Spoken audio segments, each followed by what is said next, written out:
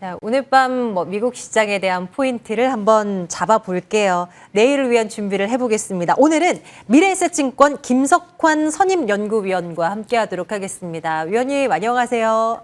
안녕하십니까? 네, 일단은 우리 시장 그리고 아시아 시장에 대한 평가 말씀부터 듣고 싶어요. 주말에 뉴욕장 참 강하게 마무리가 됐고 우리 시장도 이 훈풍을 이어받은 것인지 전반적으로 강한 모습이 아시아 시장 전체에서 나타났습니다. 좀 긍정적으로 봐도 되는 오늘이라고 생각하시는지요?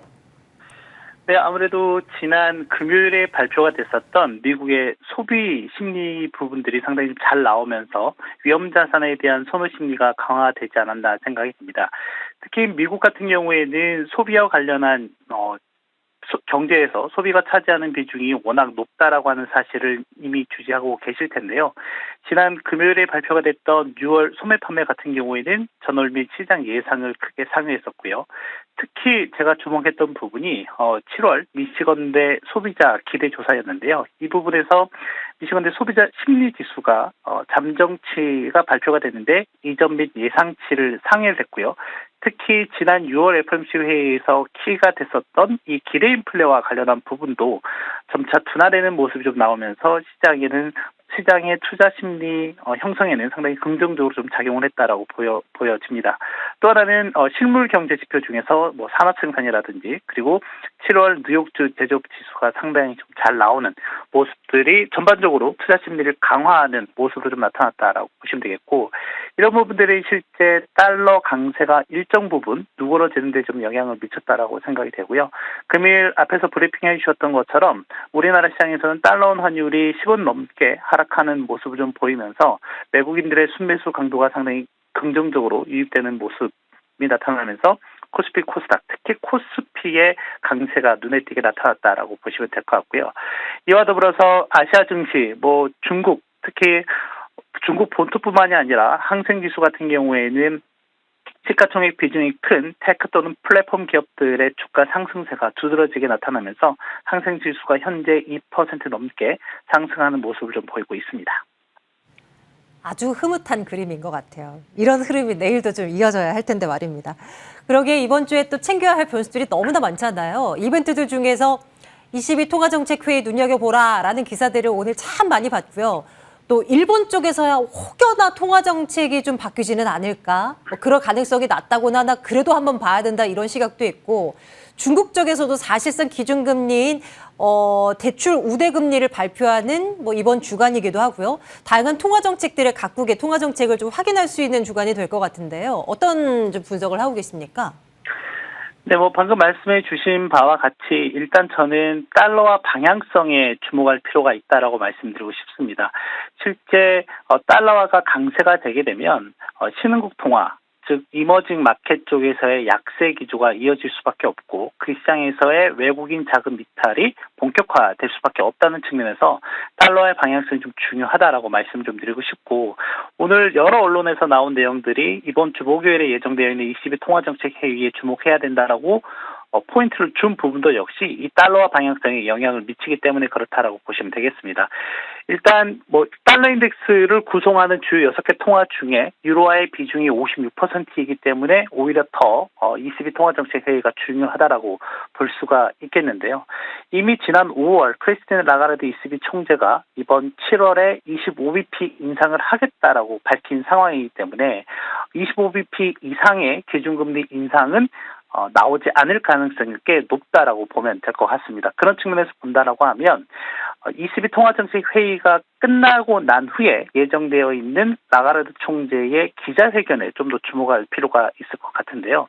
일단 이번 회의에서 25bp 인상을 하게 되면 현재 마이너스 0.5%인 유로존의 기준금리가 마이너스 0.25%가 되게 되고요. 일단 9월까지는 제로금리까지 맞출 예정이긴 하는데 시장에서는 9월에 50bp 인상을 예상을 좀 하고 있기 때문에 만약 이와 관련해서 라가르드 총재의 다소 불리시한 코멘트가 나오게 된다라고 하면 달러와 방향성이 약세 기조가 좀 더 강화될 여지가 있다라고 하는 부분이거든요. 그렇기 때문에 이 부분을 좀 포커스 잘 맞출 필요가 있다라고 좀 말씀을 드리고 싶고요. BOJ 같은 경우도 이번 주 목요일에 통화정책 회의가 있을 예정이긴 하지만 그 기조 자체는 크게 바뀌지 않을 가능성이 높다라고 하는 점이고요.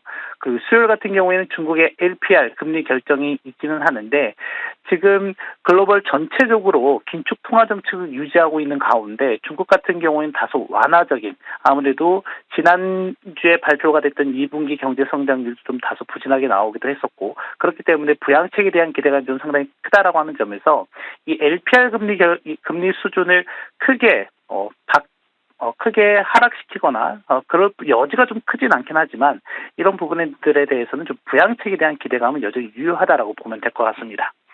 이 모든 것의 이 포인트는 달러화입니다. 말씀해 주신 대로요. 달러화의 강세가 조금 주춤하거나 조금 꺾여준다면 다른 통화들의 상대적인 강세가 이어지면서 또 우리 시장 같은 경우는 외국인들이 조금 더 들어올 만한 어떤 가능성이 펼쳐지게 되는 것이고요. 지수는 상승으로 올라가는 그런 흐름을 좀 연결고리를 지을 수가 있을 텐데 좀 예의주시하면서 각국의 통화정책 그 결과들 한번 지켜봐야 될 것 같아요. 이것도 궁금해요, 위원님. 이제 7월 FOMC가 이제 한 주 앞으로 다가온 것 아니겠습니까? 지난주 언제 하루였었던가요? 경기 침체에 대한 우려가 굉장히 심했던 그날 페드워치에서 7월 FOMC에서 빅BP, 100bp 금리가 올라갈 가능성이 70%로 막 뛰어오른 적이 있었었는데요. 지금은 이 수치가 완전히 바뀐 건가요? 지난주에 일부 지표가 좀 부진하게 나오면서 7월 울트라 스텝 그러니까 100bp 인상이죠. 가능성이 좀 커지는 모습들도 있기는 했는데 일단은 현재 시점에서 시장 참여자들이 보고 있는 7월 100bp 인상 가능성은 대략 30% 정도 된다라고 보면 될 것 같습니다. 물론 그 수치 자체는 좀 많이 낮아져 있는 상황이라고 좀 보시면 될 것 같고요. 여전히 7월 FOMC 회의에서 지배적인 기준금리 인상 폭은 75bp 정도가 되고 있다라고 보시면 되겠고 특히 FOMC 위원 18명 중에 9명 정도가 그러니까 절반 이상이죠. 75bp 인상을 좀 지지하고 있는 상황이라고 보면 될 것 같습니다. 좋습니다. 이제 오늘 밤 미국 시장에 대한 이야기도 나눠보도록 할게요. 일단 선물지수 보완이 좀 강세권에서 출발하지 않을까라는 예상을, 기대를 좀 갖게끔 하는 흐름이 지금도 나타나고 있는데요. 일단 미국 시장에서는 또 실적 발표가 잇따를 테고요. 또 우리가 눈여겨볼 만한 포인트들 챙겨주십시오. 네, 일단은 지난주부터 미국의 2분기 실적 시즌이 본격적으로 시작돼 있는 상황에서 일단 시작은 금융주들이 스타트를 끊었고요. 지난주 목요일과 달리 금요일 같은 경우에는 시티그룹이라든지 이런 기업들의 실적이 좀 다소 잘 나오면서 금융주에 대한 기대를 좀 높이는 상황이라고 좀 보시면 될 것 같고요. 오늘 밤 같은 경우에는 뱅크 오브 아메리카라든지 골드만삭스 등 대형 금융주들의 실적이 발표가 될 예정입니다.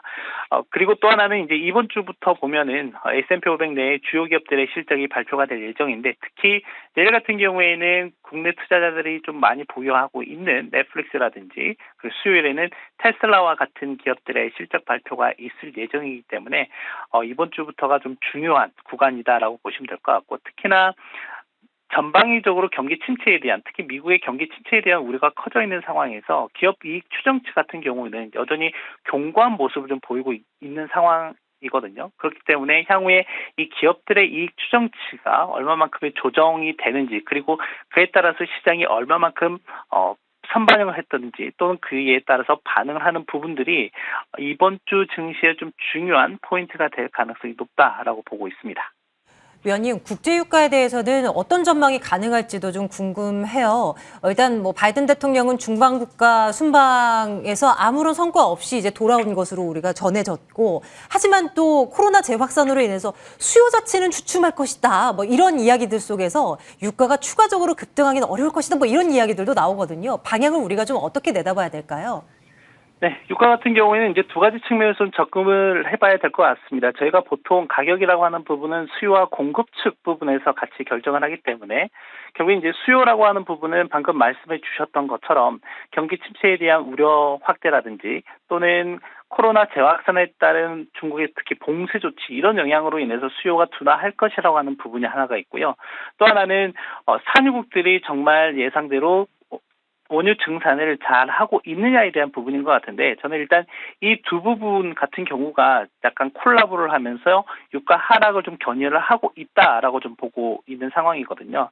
그렇다라고 하면 향후 하반기에 남아있는 시즌 동안 유가의 향방을 결정짓는 가장 키 드라이버는 역시 러시아에 좀 달려 있다라고 생각이 됩니다. 유가뿐만이 아니라 천연가스도 포함이 되는 부분이라고 좀 생각을 해보시면 될 것 같고, 일단 러시아에 대한 서방의 제재가 지속이 되고 있는 상황이기 때문에 네. 러시아가 향후에 이 제재에 대해서 어떻게 대응을 하느냐에 따라서 에너지 가격, 특히 원유라든지 천연가스 가격이 향후 변동성을 키울 가능성도 있다라고 하는 부분을 좀 인지하셨으면 좋겠습니다. 예, 알겠습니다. 김석환 선임연구위원과 함께했네요. 말씀 고맙습니다. 감사합니다. 마감 스트레이트와 함께하셨습니다. 내일도 저희와 함께해 주시기 바랍니다. 내일 뵙겠습니다. 고맙습니다.